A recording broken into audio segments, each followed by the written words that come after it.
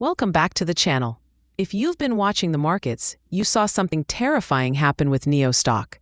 It didn't just fall, it crashed with surgical precision, stopping exactly at $5.30.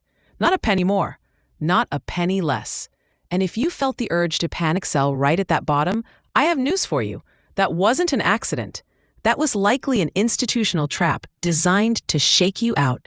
Let's look at what actually happened. Just hours before the market opened, we saw a major downgrade that slashed the price target to that exact $5.30 figure. It handed the algorithms a perfect target.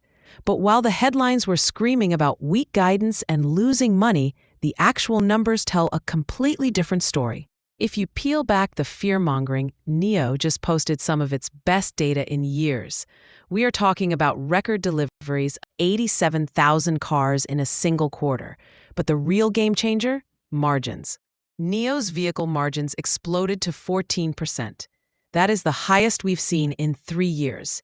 They aren't just selling more cars. They are making significantly more money on each one. They slashed their net loss by 31%, proving that the cash burn is finally under control. So why the crash? It's a classic Wall Street reset. The big players create a panic to force retail investors out at the bottom so they can accumulate cheap shares right before the next supercycle. And that cycle is called Firefly.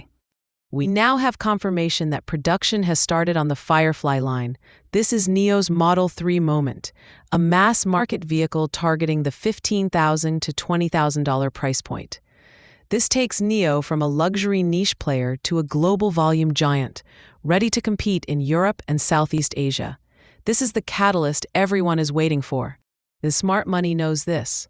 While retail traders were selling at $5.30, Morgan Stanley didn't blink. They reiterated their overweight rating with a $9 price target. That is a potential 60% upside from these lows. They are looking past the noise, focusing on the profitability coming in 2026. Here's the bottom line. The $5.30 level was a line in the sand, a technical test. But fundamentally, the company is stronger than it has been in years.